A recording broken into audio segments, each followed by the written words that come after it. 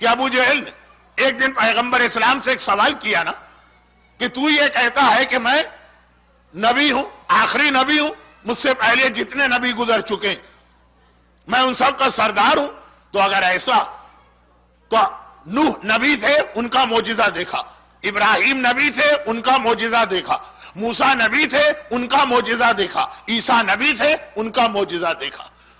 ذہن میں رکھیے گا کہ ابو جہل اہل کتاب عیسائی یا یہودی نہیں، چنانچہ وہ نہ نوح کو مانے، نہ ابراہیم کو مانے، نہ موسیٰ کو مانے، نہ عیسیٰ کو۔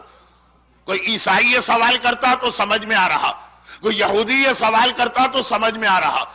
ابو جہل کا سوال کرنا یہ بتا رہا ہے کہ باہر سے کسی نے اس کو یہ سوال بھجوایا۔ اب کس نے بھجوایا ہوگا وہ ایک الگ موضوع ہے۔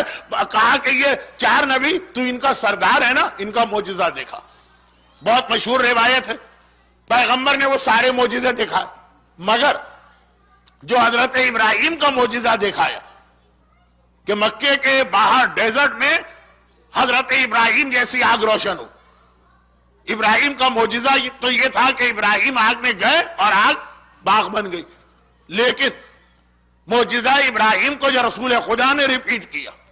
یہ روایت کتنی مشہور ہے، آپ 17 ربیع الاول کو ولادت کی محفل میں بھی سنتے ہیں، 28 صفر کو شہادت یا وفات رسول خدا کی مجلس میں بھی سنتے ہیں، اور اس کے علاوہ بھی تو ابراہیم کا معجزہ جو دکھایا تو ایک گروپ کافروں کا تھا جو آگ میں پھنسا، لیکن آگ باغ نہیں بنی، بلکہ آسمان سے ایک ایسی چادر ان کو نظر آئی جس میں بہت سارے سونے کے تار لٹک رہے تھے، اور آواز آئی کہ اگر اس آگ سے نجات پانا تو اس چادر کو سہارا بناؤ، یہ تمہیں آگ سے نکال کے لے جائے گی۔ اور ان لوگوں نے آ کے ابو جہل سے کہا کہ ابھی ہم اس طرح آگ میں پھنسے اور اس چادر کو پکڑ کے یہاں سے نکلے۔ پیغمبر نے کہا ابو جہل تجھے پتا ہے کہ یہ چادر کس کی تھی؟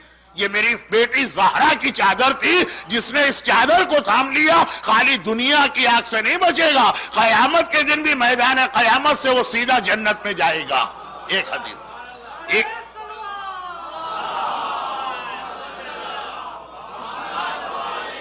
یہ جملہ رسول خدا کا ہے جسے میں اکثر موت کی مجلسوں میں بھی پڑھا کرتا ہوں۔ تو روایت یہ ہے کہ یہ ایک بہت ہی مشکل مرحلہ ہے پولیس سے رات، بال سے زیادہ باریک، تلوار کی دھار سے زیادہ تیز، آگ سے زیادہ گرم۔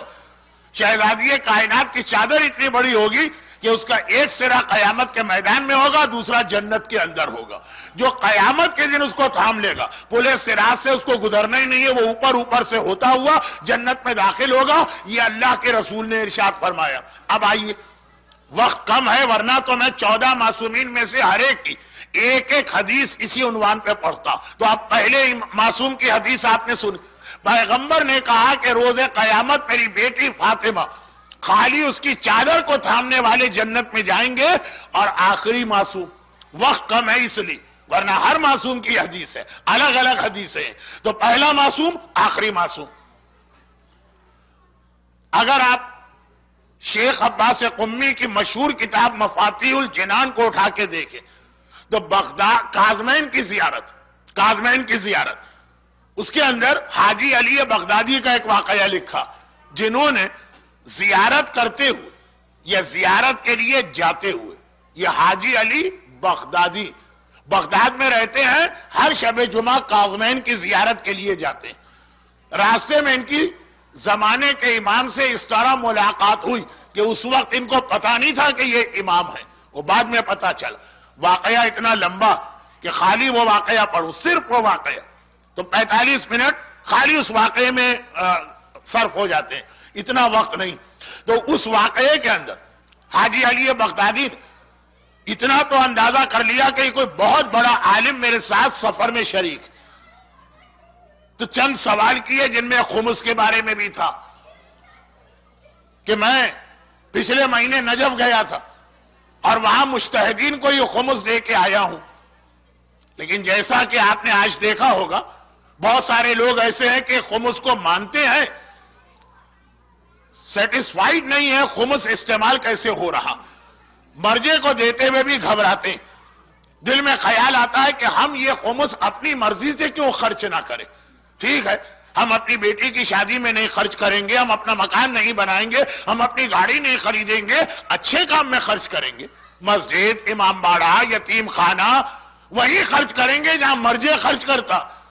تو آخر ہم اپنے ہاتھ سے کیوں خرچ نہ کریں؟ یہ بہرحال ایک ایسا مسئلہ چل رہا ہے کہ ہے تو بہت ہی اہم، لیکن آج رات کے لیے یہ موضوع میرے موضوع میں نہیں آ رہا. حاجی علی بغدادی نے پوچھ لیا کہ اے عالم، میں وہاں پہ خمس دے کے آیا مرجے کو، اب دل مطمئن نہیں ہو رہا. کہا تم نے بالکل ٹھیک کیا، اور جس کو دیا وہ میرا نائب ہے، اسی کو دینا.